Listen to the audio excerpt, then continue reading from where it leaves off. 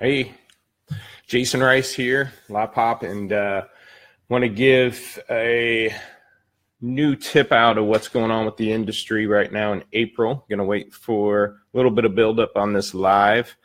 Also, I've got my new pop filter. Ed Brooks would be happy that I have that on there, and hopefully the mic is running good. But I wanted to go over, it seems like a lot of dealerships right now, inventory is low. And it's not due to the fact, I don't think that the wholesale levels are low. I think the cars are available right now. It's just what they're going for. A lot of dealerships aren't willing to pay up for that. So two things I wanted to cover in this video is going to be what you can do about getting cars, and what are you going to do about gross being lower right now as cars are going for high money, and you just got to buy some units to keep the inventory and the lot full. So here's a couple things that are going on right now. One, a lot of guys are running light, and a lot of times I'm on these calls and they're saying, hey, I can't go to lane. Everybody needs intermediate cars, compact cars, and intermediate compact SUVs. And what these cars are going for at the lane, they're just not willing to pay for them because they can't turn around and retail them for any profit. So that's the first thing I wanted to go over is, we got to look at cars for other things than just front and gross. So the second thing I'm going to go over, because I want to cover this first, is the big concern about looking at front and gross. I just had somebody hit me up. They were watching one of my videos and asking where a fair average front end gross profit is. He's running $1,300 a copy, maybe moving to a larger dealer group, and they expect $1,800 a copy.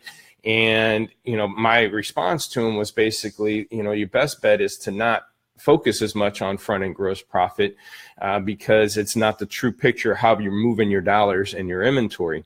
So I'm going to cover this second item to kind of go back to my first item about dollars at the lane being higher. So I have a dealer who 16 to 17 increased their unit volume by 9. And then we've increased the average or the total gross profit by 15%, over $115,000 year over year. So we increased volume 9%, total gross 15%. Their average front end only moved $38. Now, the other thing is you can increase your volume by 9-10% if you carry 10, 15, 20% more inventory. So did you really increase your sales if you're just looking at volume and or front end gross? So the difference is he actually decreased inventory numbers and overall numbers, how many units he carried, but overall dollars. He almost carried $500,000 less in inventory. So $476,000 to be exact, almost $500,000 less inventory. So that was 6% less inventory, but yet increased the volume by 9%. So you take if he was paying cash or floor planning his inventory, that extra $500 is in the bank. So you can almost put that into your gross profit. Again, he totaled was $791,000. You can add that $500,000 into that as profit still in the used car operations. So if you did do that, his actual total gross went up 47%.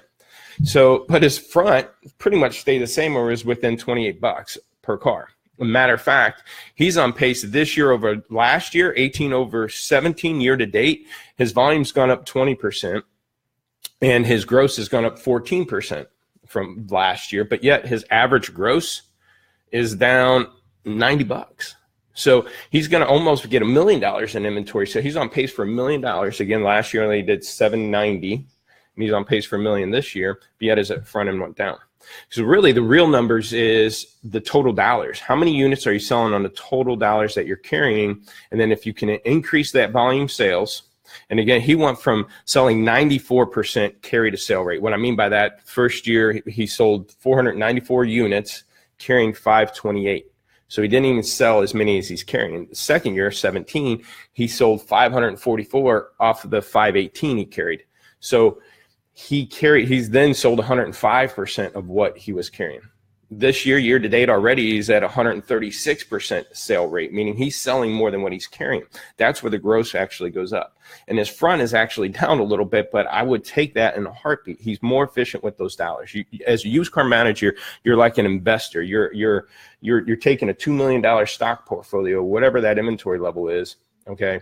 And your job is to then turn those dollars, okay? And if you get a 10% return or an 8% return on every transaction, some deals are going to be $800 deals because you carried an $8,000 car, and some deals will be $3,000 deals. But I'm not trying to get a $2,000 profit on an $8,000 car. Okay, if you just shoot for that 10% each time, you'll have $500 deals and you're going to have $3,000 deals. But it doesn't matter. You just work that percentage and increase those dollars. So that being said, going back to my first point, a lot of people are inventory is low because they don't want to pay up for a car because they can't make any front end.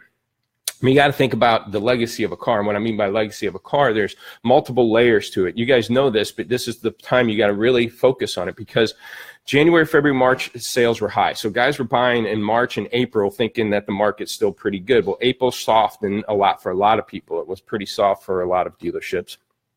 And so you're starting to see May starting out soft too. And wholesale values, just seen a headline, Manheim's wholesale value index was up. So wholesale values are still high due to the after effect of January, February, March, especially March sales. But what's going on, another reason why it's high, not only everybody was at the lane filling up their lot, but here's the thing. Everybody's running light. So if everybody's running light, that means they're not buying cars, so the wholesale values will start dropping. So the wholesale values are going to drop over the next week or two, and you might already start seeing them now. But so anybody that's clean right now, I've been saying this for months, get clean so in these lighter months you can be a buyer. And if you can go to the lane and be a buyer right now, you should be able, in the next few weeks, going into middle of May, end of May, going into June, be able to buy some cars pretty easily. Now the challenge becomes, you got to then take these cars you own better, but you got to then price them against guys that are dumping cars that they bought in February, March, and April, and they're out there dumping them because they got aged inventory going on. So you're going to see the market move pretty quick, meaning you price a car today at 98%, next week it might be 100% because guys are dropping their prices. But if you're a buyer, you can go to the lane. But going back to the legacy of a vehicle, even if you can't make any front end of a car, you got service profit. Let's say you $1,200 of service work, you get 20-30% profit off of that. There's a few $100, $300 or $400, $800. Let's say average back end $800. That's kind of on the low end. There's $1,100 on a car that you didn't make any money on. But especially if it's a late model, which is cars you can get right now, you probably hopefully get a trade on that car. So if you got a 17 that you're selling or a 16, you get that 11 or 12 trade that you can't buy at the lane, and then that car maybe makes $1,500. That trade-in makes $1,500 on the front, another couple hundred in the back, and then some more on the F&I. And then that one car you buy at the lane right now that you don't make any front on ends up buying, the dealership makes $5,000, $6,000, $7,000, $10,000 as the legacy of that car. Trade-ins and everything start happening. Repeat referral customers and things like that. So don't be frustrated. Obviously, if you just focus on the front end gross, it's not telling you the whole story. Like I said at the beginning, dealerships increase volume, increase their gross, but their front pretty much stayed the same or even is less. Give you some of those examples at the beginning of this video. But it's also the legacy of the car. If I just focus on the front, I'm not going to the lane and buying a car that I know after I transport it, pack it, whack it, send it through the service, detail it, and then try to put it at a retail price, and I'm making $200 at day 10, and I get frustrated and go, what's the point? And then I don't buy anything. Well, you don't buy anything, you're not making any money. At least make the $200 on the front there, make some service recon dollars, make some F&I, try to get the trade, get a trade that you can make $1,500 on that also went through your service, that you can get some back in, and then you get customers back into your service department servicing those cars, referring to you, or giving you good reviews on these sites to drive more customers. So again, I understand wholesale values are high, your inventory is light, but you need to be buying cars. And I will tell you, over the next month or weeks or two here, you should be able to buy easier. The problem is its pricing is going to be harder. So I hope this is helpful. Anybody want any deeper analogy of their inventory or analysis of their inventory? Anybody would like to kind of get a free evaluation, you can go to lotpop.com. We do those for free, kind of give you tips on your photos and descriptions and pricing strategies. Also check out our YouTube channel. There's probably 100 50 videos on there now. All these videos and everything also go up on a podcast, so iTunes or SoundCloud. Check it out. It should be Lotpop or Lot Party. Lot Party Show should be on there. But give me a call or email, 844-LOTPOP4. Appreciate you attending, and then I'll be posting another one here soon. Thanks.